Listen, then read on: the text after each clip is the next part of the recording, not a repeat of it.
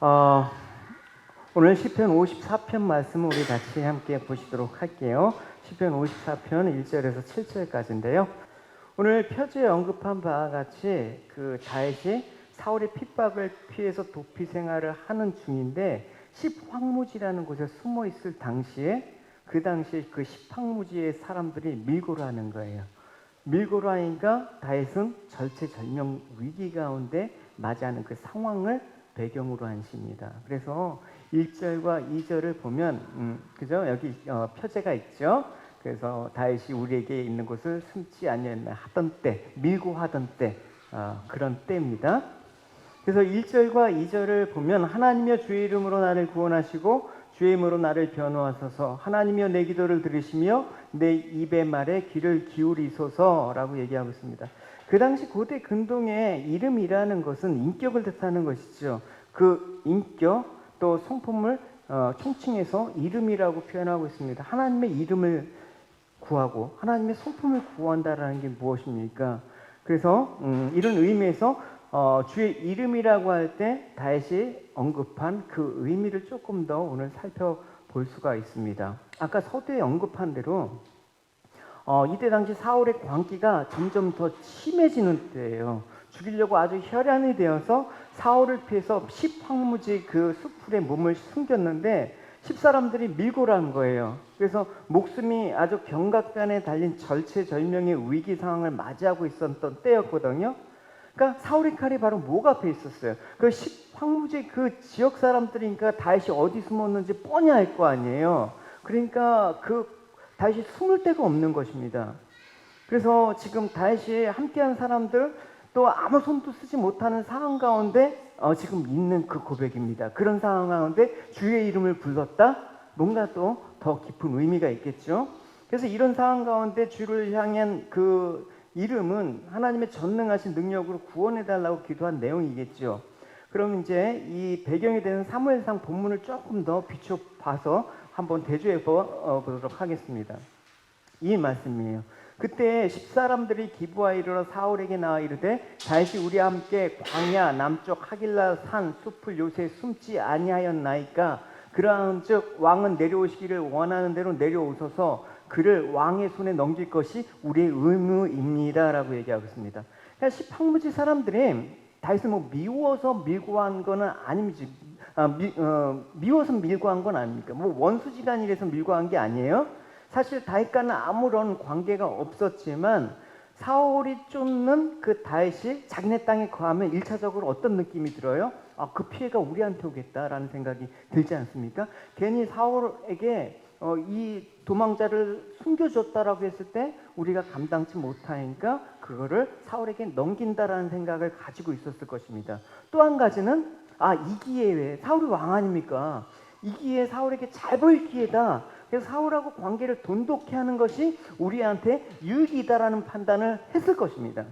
그래서 이들이 다윗을 왕의 손에 넘기는 것이 우리의 의무입니다. 아주 아부의 정도로 알 수 있는 그런 말입니다. 이게 바로 힘과 권력에 대한 세상의 자세인 것입니다. 반응입니다. 그래서 사울에게 다윗의 그 위치를 밀고 한 십사람들이 어떻게 말하고 있습니까? 이렇게 사무엘상은 얘기하고 있습니다. 사울이 이르되 너희가 나를 긍휼히 여겼으니 여호와께서 복을 받길 원하노라. 사울이 십사람들의 그 밀고를 아주 좋게 여겼단 말입니다. 너희들을 정말 복 받을 거야. 하나님께 복 받을 거야. 그래서 지금 자신을 위해서 협력한 십사람들한테 복을 빌어주는, 더군다나 하나님의 복을 빌어주는 그런 지금 상황이란 말입니다. 그럼 하나님은 누구 편일까요? 당연히 사울을 돕는 분이시라면 사울이 하는 축복은 유효할 겁니다. 근데 지금 우리가 성경에서 보다시피 하나님께서는 다윗을 지금 계속해서 사망 가운데 생명으로 인도하시는 그런 과정 가운데 있지 않습니까? 하나님의 손이 지금 다윗과 함께하고 있지 않습니까? 근데 사울이 지금 하나님의 복을 십사람들한테 빌었다라는 것은 무슨 의미가 있느냐? 아마 십사람들은 사울의 말에 위안을 받았을지 모르죠. 아니, 받았을 거예요. 어쩌면 정말 왕의 하나님께 복을 빌었으니까 하나님께서 우리를 축복하실 거야 라는 생각도 충분히 가질 수가 있습니다. 그 당시 왕은 하나님께서 어쨌든 기름 부음 받은 자 아닙니까? 그러니까 왕이 축복한다라는 것은 현실적인 축복뿐만 아니라 하늘로부터의 축복도 기대할 수 있는 그 상황이 지금 집사람들의 기대라는 것입니다. 근데 여러분 생각해 보십시오. 우리가 지금 이 결론을 알고 보니까 과연 이것이 복인가 생각을 해봐야 되는 것입니다. 우리가 알아야 될 상황은 뭐냐? 아무나 복을 빌어준다고 그 대상이 복을 받는 게 아니라는 사실입니다. 또 설사 복을 비는 자가 아무리 신령한 자라고 해도 그 대상이 다 복을 받는 건 아닙니다. 하나님 복이 그렇게 싸구려가 아니지 않습니까? 존귀하지 않습니까? 그러니까 하나님 복을 그러니까 쉽게 뭔가 거래하는, 내가 어떤 한 행동에 대한 대가로서 지불하는 어떤 상급 정도로 생각한다 그러면 우리는 그걸 크게 오해하고 있는 것입니다. 하나님 복은 빌어주기에 합당한 사람들이 빌어줄 때 이 말뿐만 아니라 또 복을 받기 합당한 사람만이 받을 수가 있다는 사실을 알아야 되는 것입니다. 어떤 사람이 복을 받기 합당한 사람이냐고 얘기할 수가 있습니까? 시편 1편에 복 있는 사람의 서문이죠. 복 있는 사람은 악인의 길을 따르지 아니하며 죄인들의 길에 서지 아니하며 오만한 자들의 자리에 앉지 아니하며 오직 여호와의 율법을 즐거워하며 그 율법을 주야로 묵상하는 자가, 한마디로 어떤 사람? 하나님을 경외하는 사람이 하나님께 복을 받기 합당한 사람이다. 즉 이걸 신약식으로 표현하면 어떻게 됩니까? 여호와를 경외하는 것은 그리스도가 내 안에 있다라는 거예요. 그리스도가 내 안에 거한다라는 것은 무엇입니까? 나의 뜻이 아니라 주님의 뜻 안에, 주님 안에 나 거하리.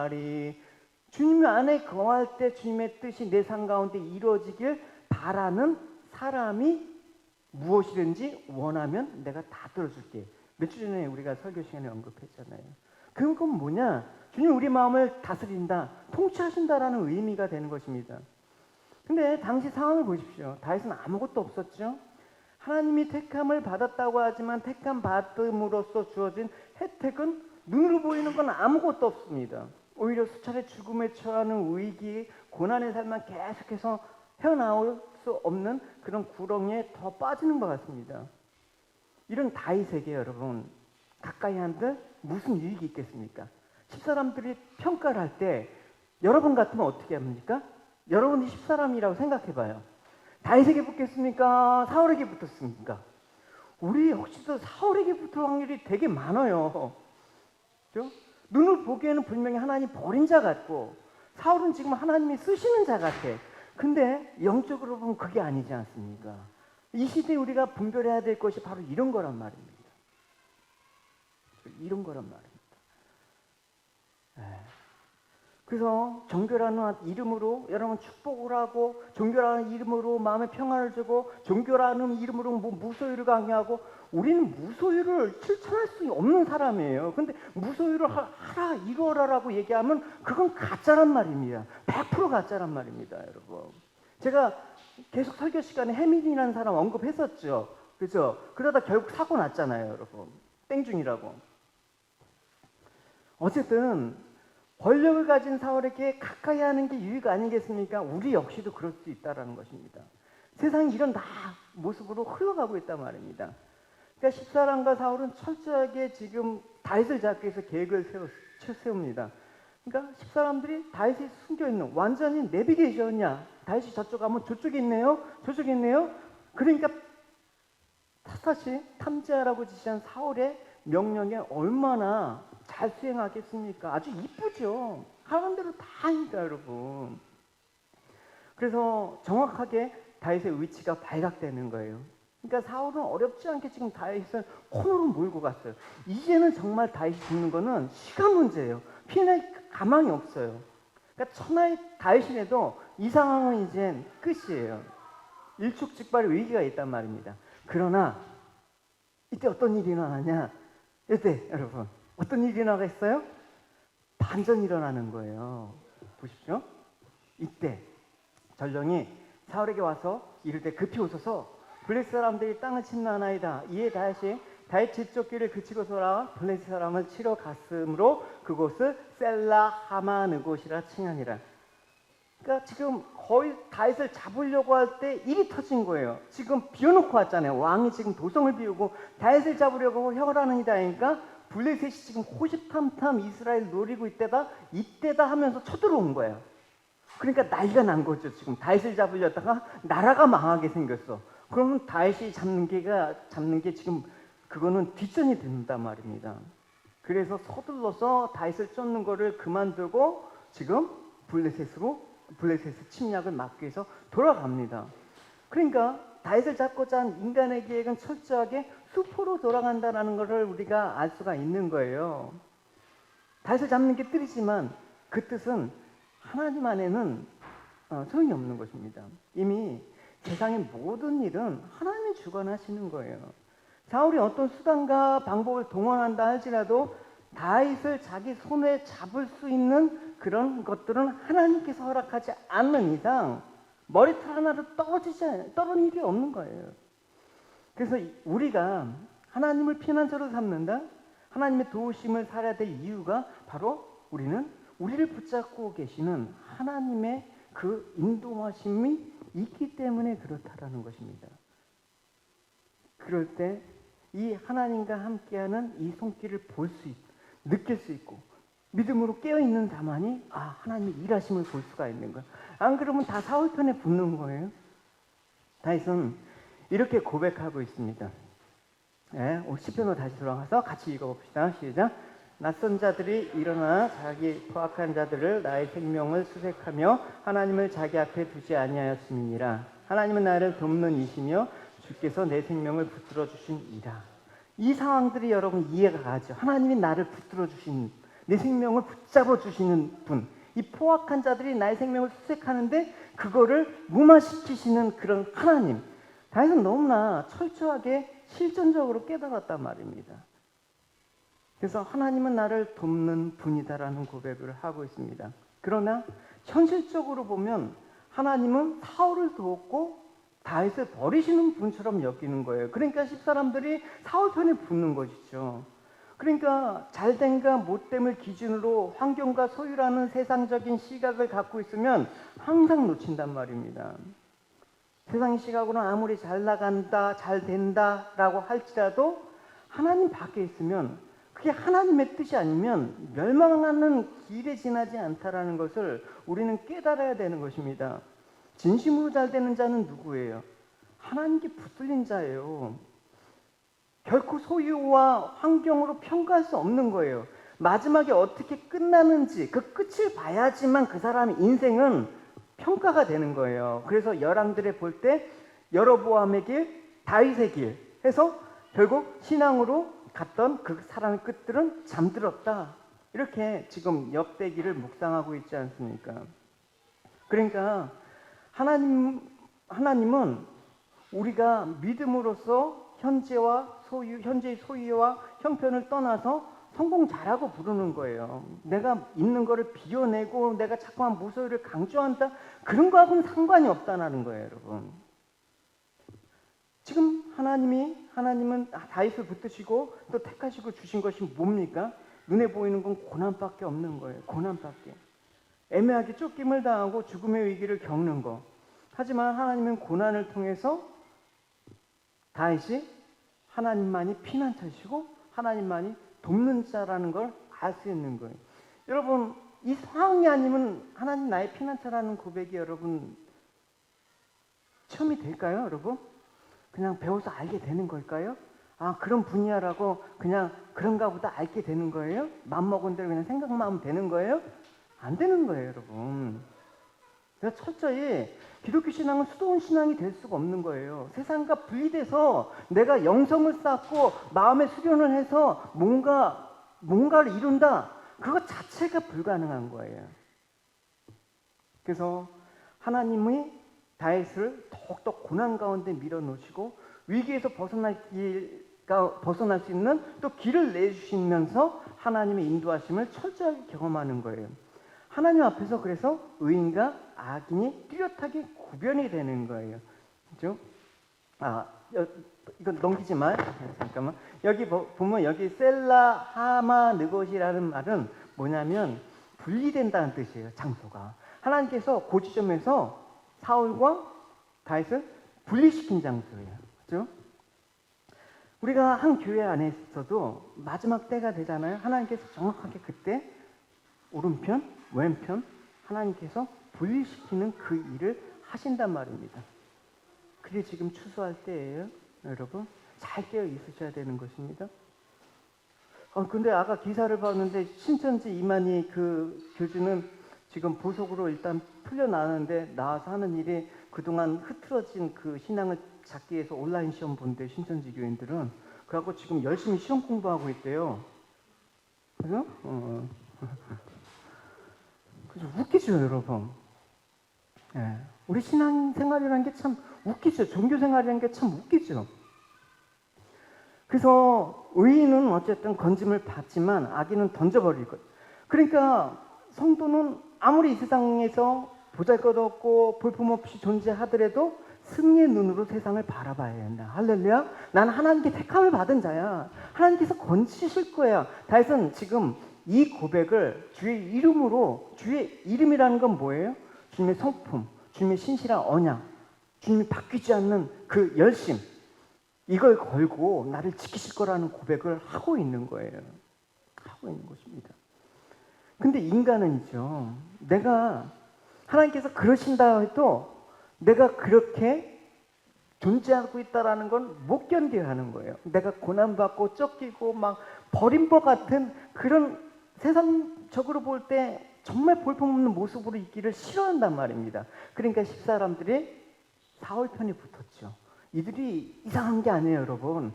아주 극히 정상적이란 말입니다.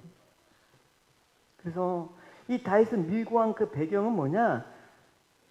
인간이 자기 이름을 높이는 속성이 있어요. 그래서 우리가 왜 주님의 이름만, 주님의 이름이, 주님의 이름만이, 주의 이름만이, 지금 예, 그래요. 이렇게 설교하다 보면 막 말이 이렇게 꼬일 때가 있어요. 그러니까 사람은 자기 이름을 높이는 속성이 있어요. 그러니까 지금 사울이라는 권력에 내 이름을 높이고자 하는 그 기대가 있단 말입니다. 바벨탑 사건 아시죠? 어떤 거예요? 그 기원이 있잖아요. 다 말하되 성읍과 탑을 건설하여 그 탑 꼭대기를 하늘에 닿게 하여 우리 이름을 내고 온 지면에 흩어짐을 면하자. 그냥 뭉치자. 그 말을 하고 있는 거예요. 뭉치자. 우리끼리 뭉치자. 바벨탑 사건은 뭐예요? 자기 이름을 온 세상에 내기 위해서 힘을 모으는 거 아닙니까? 하나님 용납하지 않습니다. 언어를 혼잡케 하심으로 사람을 흐트러 버리십니다. 하나님께서는 인간을 높이는 것을 허용하지 않습니다. 세상에서 높임받아야 될 오직 그 이름은 오직 하나님의 이름밖에 없는 것입니다. 이게 상당히 기분 나쁘란 말입니다. 사람은. 이 세상에서 내 이름 한번 빛내보겠다는데 그게 그렇게 잘못인 거예요? 근데 하나님과 상관없이 이름이 높아지는 건 잘못이라고 얘기할 수가 있죠. 그게 죄의 기원인데요. 죄를 죄라고 얘기 못하고 그러면 죄는 사망이라고 얘기 못하면 뭘 갖고 복음을 전하라고요? 뭘 갖고 하나님 말씀을 전하라고요? 하나님은 자기 백성에게 자기 이름을 나타내는 것을 좋아하셨습니다. 때로는 전능하신 하나님 여호와, 그렇죠? 언약의 신실한 엘샤다이, 전능하신 하나님 엘로힘, 뭐 이런 식으로 하나님의 이름을 계시하셨어요. 그래서 창세기 1장에 보면 만물을 창조하시고 다스림으로 경배를 받으신 하나님 엘로힘으로 권세 있는 분으로 나타내셨죠. 2장에서는 생명의 하나님, 언약의 하나님, 하나님의 이름을 위해서 일하는 거예요. 하나님이 이름을 걸었다라는 것은 반드시 그 명예와 영광을 취하시겠다라는 거예요. 그래서 이런 의미에서 본다 그러면 다윗은 1절에서 주의 이름으로 나를 구원하시고 주의 힘으로 나를 변호하소서라는 의미가 와닿을 겁니다. 이건 바뀔 수가 없는 거예요. 그래서 주의 힘으로 나를 변호하소서라는 말은 내가 지금 억울한 상황 가운데 있지만 하나님께서 나를 변호하실 거라는 그런 하나님이 나를 판단하시기 때문에 나는 악인들과 같이 멸망하지 않을 거라는 그런 확신 가운데 있다는 것입니다. 왜? 우리도 십사람같이 악인 아닙니까? 근데 누구의 변화가 필요해요?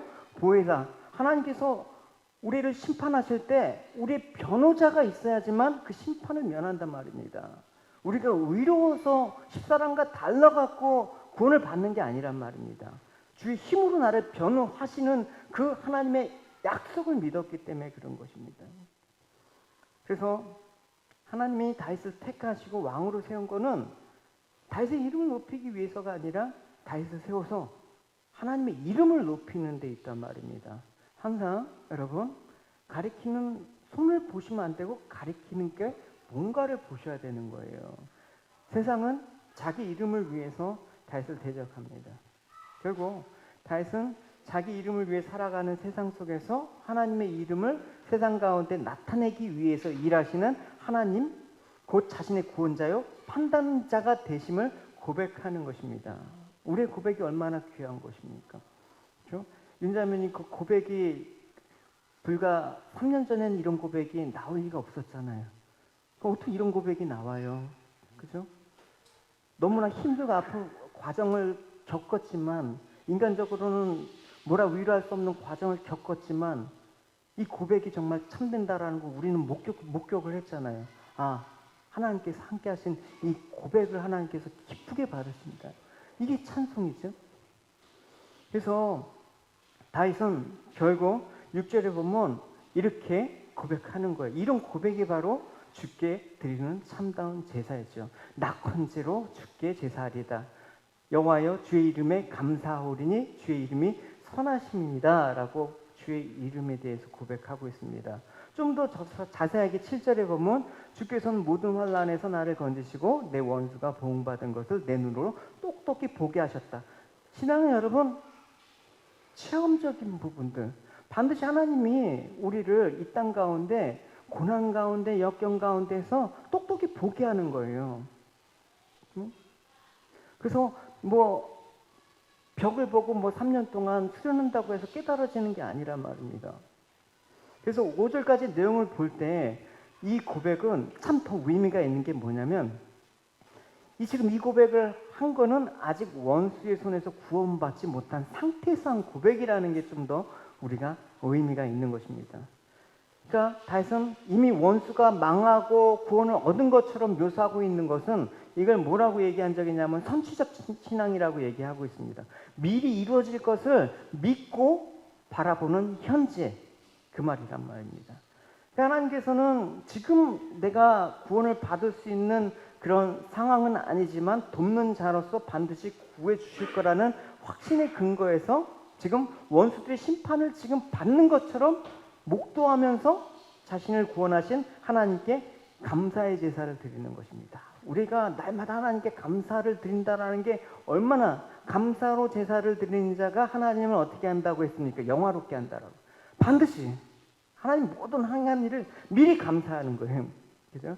이런 말을 이제 또 오해해갖고, 여러분 미리 이렇게 해갖고 미리 이렇게 땡겨갖고 한 것마다 이렇게 하지 마시고요. 미리 아침에 일어나서 감사하면서, 오늘 하루도 주님께서 은혜로 채우실 것을 미리 감사하는 거예요. 오늘 하루도 주님의 인도하심과 일하심을 목도할 수 있음을 미리 감사하고 하시면 틀림없이 목격해요. 근데 아무 기대도 없어. 아무런 소망도 없어. 그냥 똑같이 하루야. 아, 오늘도 하루 시작했네. 이러면 여러분 아무 기대와 소망이 없는 거예요. 그래서 기도는 아직 이루어지지 않았지만 다윗은 믿음의 눈으로 볼 때 이미 이루어진 것처럼 보였다. 그래서 위기 가운데 있었지만 하나님께 감사할 수 있었다. 소망이란 뭐냐? 미래의 일입니다. 근데 미래에 이루어질 일을 바라는 것이죠. 근데 그 미래의 일은 미래의 시점에서 이루어진 게 아니라, 믿음의 사람은 미래에 되어진 일들을 이미 되었다라고 고백하는 거, 그게 믿음의 고백이란 말입니다. 그래서 이 구원의 소망은 현실적이고 이미 그 미래에 이루어질 일이지만 현실화된 것입니다. 이것이 믿음의 광고, 믿음의 사람이 왜 역사가 있느냐라고 할 때 이런 성취적인 믿음으로 고백하기 때문에, 하나님 약속에 근거한 그 믿음의 고백은 참으로 위력이 있어요, 여러분. 참으로. 사모님하고 저하고 아까 병원에 갔다면서 나한테 얘기하는 거예요. 당신하고 결혼한 이유는 그거 하나다. 미리 될 것처럼 얘기해. 뻥이 아니라 믿음의 눈으로요. 그러니까 히브리서 기자는 얘기하잖아요. 믿음 바라는 것들의 실상이요 보이지 않는 것들의 증거니 선진들이 이로써 증거를 얻었느니라고 얘기했습니다. 그러니까 믿음 바라는 것, 소망이 현실이 되게 하는 것. 아직 이루어지지 않는 미래에 이루어질 일이지만 믿음의 눈으로 보면 그것이 눈앞에 지금 이루어져 있는 거. 그게 여러분 하나님의 우리가 하나님께서 지혜와 계시의 영을 주셨을 때 보이는 거란 말입니다. 그래서 히브리서 기자는 구약의 믿음의 선진들이 하나님 나라에 대한 약속을 받지 못했지만 하나님 나라를 멀리서 보고 환영했다고 얘기했습니다. 결국 믿음의 선진들은 하나님 믿는 믿음을 통해서 그들이 소망한 나라가 자기 앞에 펼쳐져 있는 것을 보는 것입니다, 여러분. 하나님 나라. 그 하나님 나라를 내가 소망만 해서는 그냥 단순히 바람만 갖고 그건 못 견디잖아요. 십사람처럼 사울에 붙어요. 그러나 이미 이루어진 것처럼 하나님 나라 시민으로서 하나님 나라의 그 풍요로운 지혜와 종기와 부귀함들을 누리는 자로 생활을 해야 되는 거예요, 여러분. 즉 우리는 가난한 자나 부한 자요, 무명한 이름 없는 자, 무명한 자이지만 하나님 앞에서는 존귀한 자라는 그 믿음을 갖고 우리가 아까 찬양을 고백하지 않았습니까? 그러니까 많은 사람들이 이런 10사람들의 관점에서 사울 편에 붙는 그런 이유는 그런 사람들은 조금만 어려움을 당해도 낙심과 불평, 원망을 토해냅니다. 왜 기도하면서 감사하지 못하고 탄식을 누려놓습니까? 미래에 대한 그 일들을 현실 가운데 바라보지 못하니까, 믿음의 눈이 보이지 않으니까, 육신의 눈 가운데 가려져 있으니까 현실이 어렵만 보이는 거예요.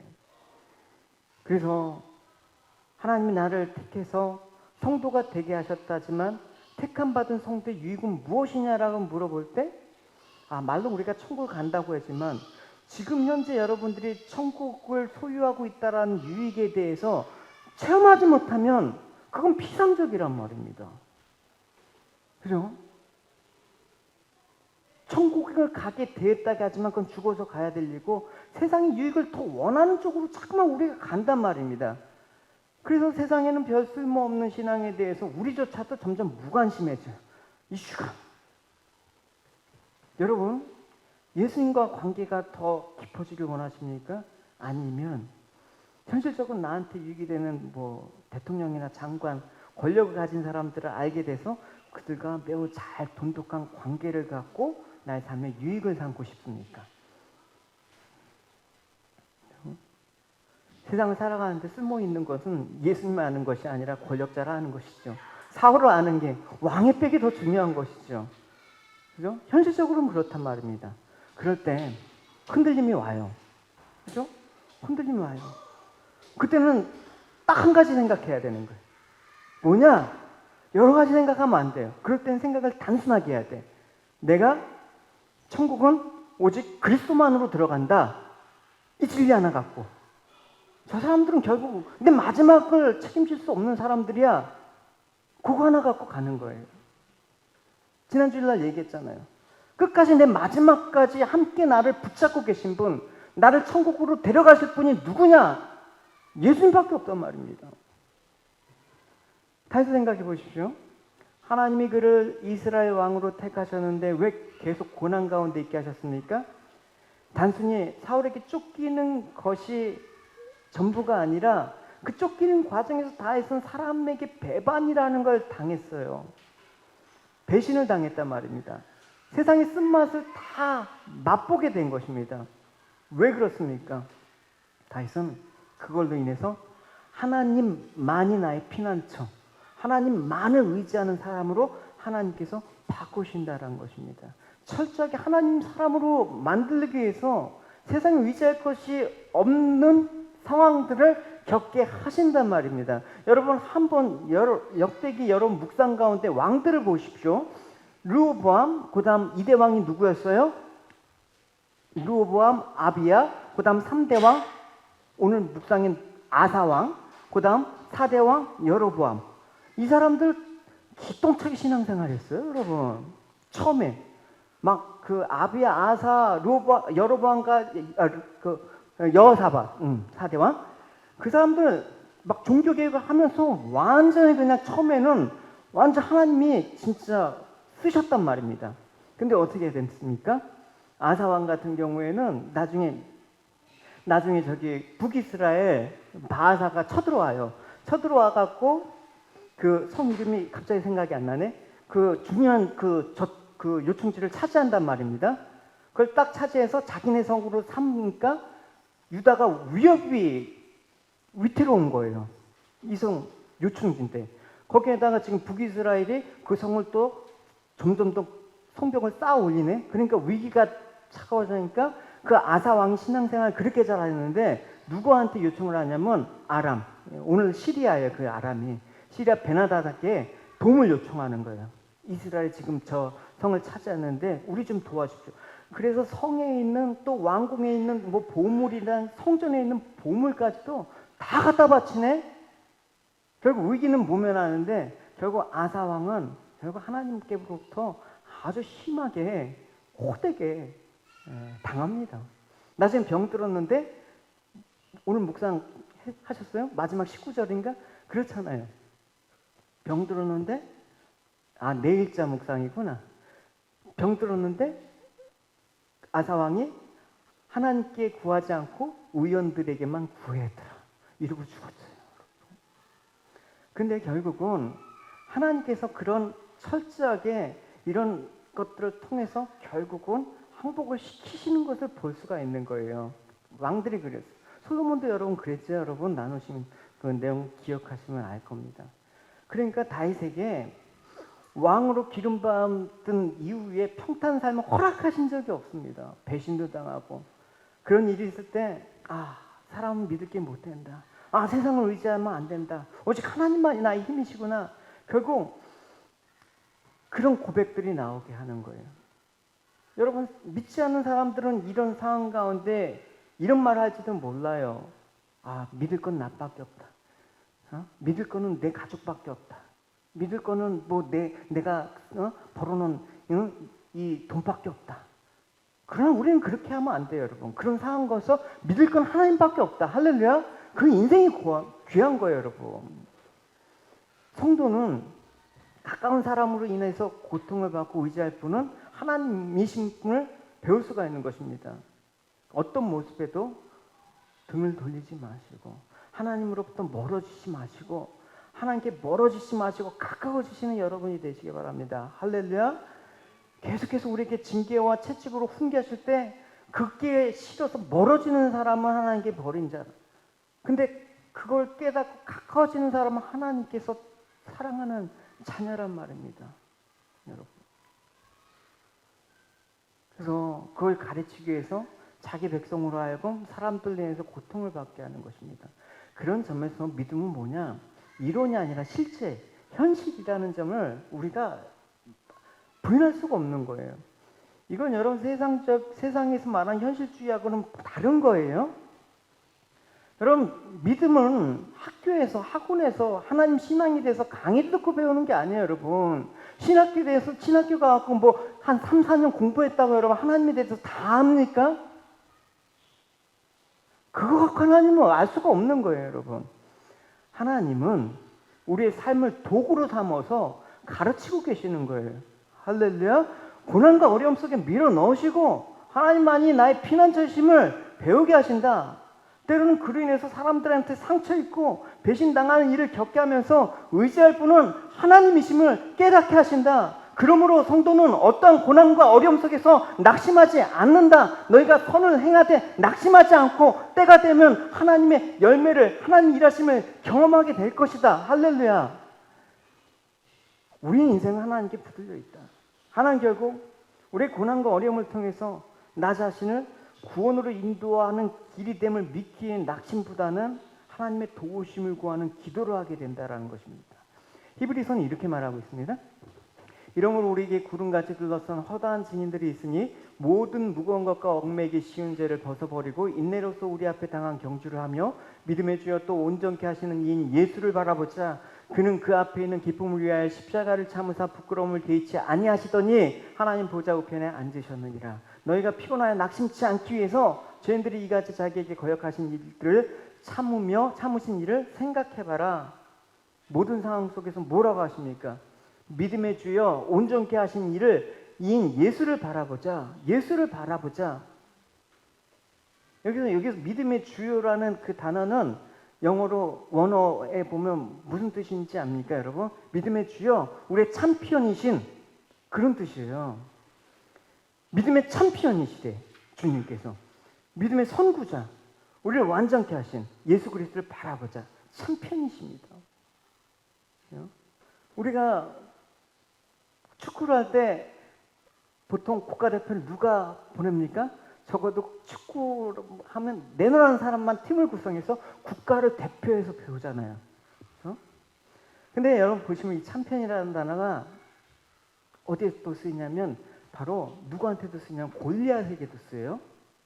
사무엘상 17장 4절에 블레셋 사람이 진영에 싸움을 돕는 자 골리앗을 말하는 거예요. 그 이름은 골리앗이요 가드 사람이라. 그의 키는 6규빗 1뼘이요 3m가 가까이 되단 말입니다. 근데 그 영어로 보면 재밌죠. champion named Goliath. 챔피언이라는 이름을 가진 사람이에요. 대표한다라는 거예요, 여러분. 대표. 그러면 여러분, 챔피언이라고 하면 어느 대회에서 우승한 사람이라고 생각하는데 원어로는 대표자라는 뜻이에요. 나를 대신해서 싸워주는 용사. 여러분 그래서 고대 전쟁 보시죠, 여러분. 삼국지 여러분 읽어보셨습니까? 삼국지에 보면 항상 그 나라들끼리 싸우는데 나라들 군사들이 맞짱 뜨는 경우는 거의 없어요. 그 나라의 대표 장수가 나갔고 그 장수끼리 붙어갖고 칼로 목을 베버리면 승리한단 말입니다. 그게 대표란 말. 그게 챔피언이라는 의미예요. 그러니까 이런 뜻이죠, 여러분. 뭐 그런 거 봤잖아요, 여러분. 장군의 아들 보셨습니까? 보면 야 밑에들 고생하지 말고 우리 한판 우리끼리 뜨자. 내가 지면 다 내줄게. 그거 여러분 한판 뜨자. 그러니까 전쟁을 치르면 수많은 자녀, 아내들이 남편과 그 아버지를 잃잖아요. 그러니까 서로 죽이고 뭐 그냥 뭐 그런 일이 있으니까 내가 대표로 나오니까 우리 둘이 싸우자. 내가 이기면 너희는 내 종이 돼야 되고 너희가 이기면 내가 너희 종이 될게. 그런 의미가 바로 챔피언이란 말입니다. 그래서 여러분 세상에서 챔피언이 누가 나왔어요? 골리앗이라는 상징적인 그 존재가 나왔어요. 어마어마한 규모가 커요, 여러분. 3m가 되는 장신 앞에 여러분 맞짱을 뜬다고 여러분 생각해 보세요. 생각해 보세요, 여러분. 위압감이 안 느껴요, 여러분? 느끼잖아요. 그러니까 이 세상이라고 대표하는 제 권세 잡은 자, 세상 권세 잡은 자, 우리의 원수 사단이 대표자로 나왔단 말입니다. 그럼 누가 이겨서 싸워요? 이 세상에는 아무도 없어요, 여러분. 아무도 없단 말입니다. 이 챔피언 앞에서 우리의 대표에서 싸우실 분이 생겨야 되는데 누굽니까? 딱 한 분밖에 없어요. 역사상에 등장하신 딱 한 분이 뭐냐? 예수 그리스도이시단 말입니다. 할렐루야. 그게 지금 다윗과 골리앗의 싸움으로 지금 그려지는 거예요. 다윗의 후손으로 오신 완전하신 다윗, 챔피언이 되셔서 그리스도의 갈보리 십자가에서 사단 원수마귀를 이기셨단 말입니다. 그래서 우리도 어떻게? 챔피언이신 예수님의 승리가 우리의 승리가 되는 거예요. 그러니까 사단 권세 앞에 우리가 승리자로서 권리를 선포할 수 있는 거예요. 대신 어떤 근거로? 주님께서 이겼잖아. 근데 왜 딴 말이야? 이게 바로 담대한 것이죠. 그러니까 우리가 아무리 노력해도, 아무리 여러분 수행을 해도, 아무리 뭐 마음 수련 학교를 해갖고 여러분 아무리 떠들어도 방법이 없는 거예요. 우리 노력으로는 세상의 대표인 골리앗, 사단 권세를 이길 수가 없는 거예요. 그 챔피언. 우리 대표자는 예수 그리스도밖에 될 수가 없는 거란 말입니다. 그래서 예수님이 칼과 창과 단검으로 나간 게 아니지 않습니까? 다윗이 손에 들고 있었던 건 뭡니까, 여러분? 짱돌 아닙니까? 그러니까 십자가에서 예수님께서 말씀으로 결국 하나님의 언약을 승리하신 그 예수님께서 무력이 아니라 하나님 말씀으로 승리하신, 언약을 승리하신 그런 일들을 구속사적으로 보여주고 있는 것입니다. 이 다윗과 골리앗의 싸움은 그렇단 말입니다. 그래서 우리도 뭐 다윗처럼 용맹하자 뭐 그런 뜻이 아니에요, 여러분. 전혀 아니란 말입니다. 전쟁은 사람의 생각으로 난 것이 아니란 말입니다. 사람의 방법으로 치러지는 것도 아니에요, 여러분. 유치하게 여러분 뭐 이런 전쟁을 뭐 국가 간의 그런 어떤 뭐 그런 시각에서 좀 벗어나야 되는 겁니다. 영적으로 이 모든 것들이 하나님께서 주관하실 거구나. 이 시대 가운데 지금 여러 가지 국제적인 역학관계나 그런 구도가 상당히 복잡하게 흘러가 있지만 영적으로 보면 클리어하단 말입니다. 원수는 자기가 이겼다고 외쳤지만 역사는 증명합니다. 그리스도가 원수를 갚아 승리한 날이 바로 그날이다. 우리는 이미 주님께서 승리하셨기 때문에 그 승리하신 주님만을 신뢰하면 된다. 그걸 우리 인생에 인정하기만 하면 된다. 그거를 지금 다윗은 주의 이름으로 나를 구하소서. 그 고백을 하고 있는 것입니다. 주님이 승리하셨잖아요. 그러니까 여러분, 우리에게 중요한 건 뭡니까, 여러분? 어려움이 와요? 고난이 와요? 도저히 못 이기가 없어요? 그럼 싸우지 말고 어떻게? 주님, 대신 싸워주십시오. 우리의 참편이 되주십시오. 주님 이미 우리에게 승리 주시지 않았습니까? 이거를 하는 것입니다. 이거를 기도한다고 돼? 되죠. 좀 믿음이 뭐 밥 먹여줘? 되죠. 우리 생명이죠. 자꾸만 사울의 큰 것만 우리에게 보여준다 그러면 우리 믿음을 지킬 수 있을까요? 그래서 다윗이 지금 골리앗 앞에 딱 나가는데 사울이 기가 막힌 말을 해요. 여러분 이 말을 해요. 다윗이 이르되 여호와께서 나를 사자의 발톱과 곰의 발톱에서 건져내셨은즉 나를 이 블레셋 사람의 손에서도 건져내시리다. 사울이 다윗에게 이르되 가라 여호와께서 너와 함께 계시기를 원하노라. 여러분이 사울이었다고 생각해 보세요. 무슨 소리야? 너가 어떻게 골리앗을 이겨? 뭐 이렇게 얘기하는 게 정상 아니에요. 정상인이라면 지금 10몇 살짜리 꼬맹이를 다 골리앗에게 보내는 그런 결정은 하지 않았을 거예요. 정상적이라면, 이성을 가졌더라면, 야 아서라 얘들아 너가 낄 자리가 아니야 하면서 그렇게 하는 게 정상이잖아요, 여러분. 상식적으로. 근데 다윗이 내가 양을 칠 때 물맷돌도 곰과 사자도 잡았는데 내가 만군의 여호와 이름을 모욕한 저 원수를 저한테 맡기십시오. 그러니까 사울이 뭐라고 합니까? 사울이 다윗에게 가라. 우리 대신 가서 싸워달라. 그 얘기를 하는 거예요, 여러분. 왕이 10몇 살짜리 꼬맹이한테 우리 대신 좀 싸워달라고 얘기하는 거예요, 여러분. 아무 힘없는. 주님께서 우리 대신 싸워달라고 요청했을 때 어떻게? 주님은 정말 볼품없으셨거든요. 목수의 아들로 뭐가 여러분 뭐 힘이 있었습니까?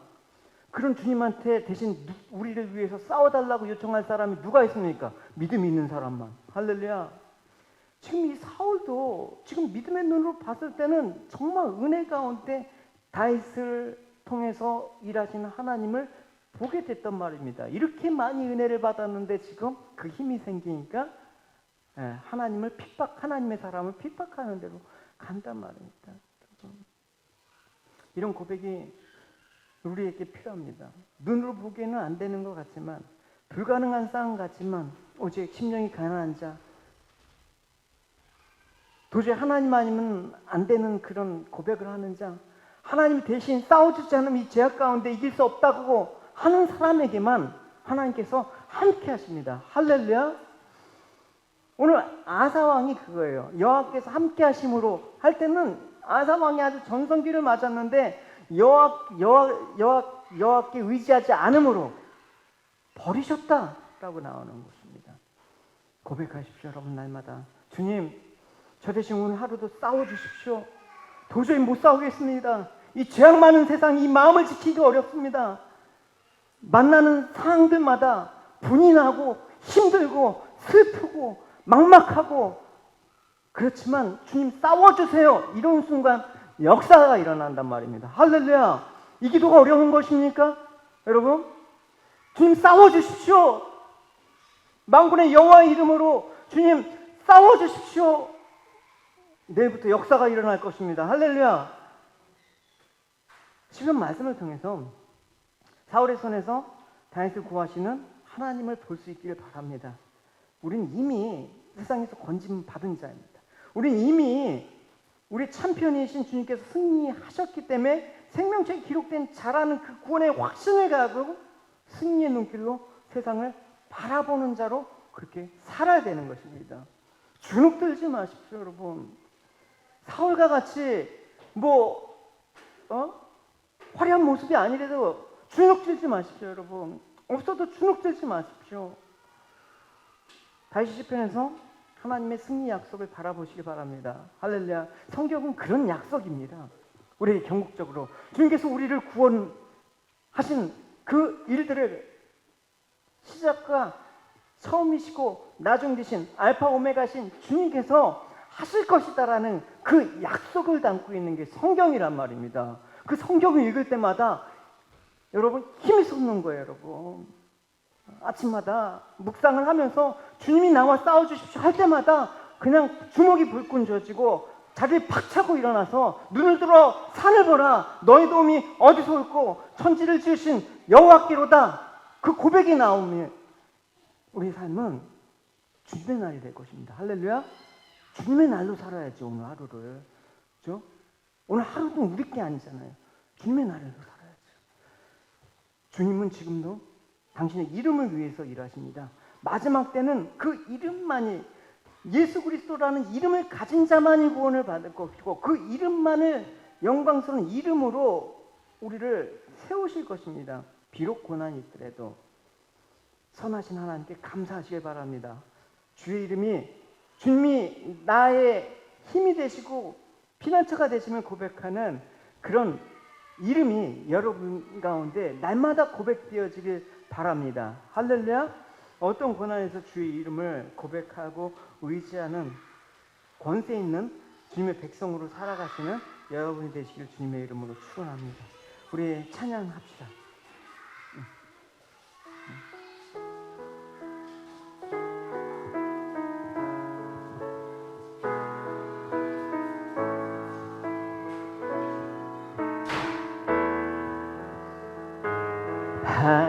하나님은 너를 지키시는 자, 너의 우편에 그늘 되시니.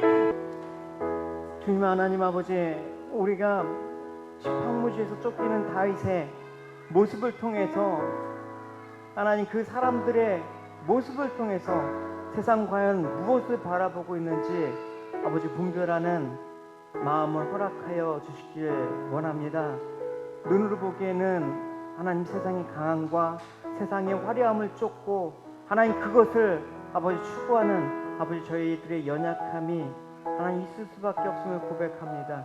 하나님 그러나 십자가 안에서 예수 그리스도 안에서 하나님 이 모든 것들의 진실을 보게 하여 주시옵소서. 실체를 보게 하여 주시옵소서. 이 세상의 실체를 보게 하실 때마다 하나님 내 힘으로 이길 수 없는 이 거대한 골리앗과 같은, 내 마음으로는 도저히 감당할 수 없는 이 골리앗과 같은 세상에서 우리의 대장 되신, 우리의 참편이 되신, 이미 승리하신 예수 그리스도를 앞세워 날마다 승리의 고백을 하며 승리의 찬송으로 감사하며 하나님 우리의 힘이 되신 주님을 향해서 날마다 한 걸음 한 걸음 믿음의 사람으로 하나님 살아가길 원합니다.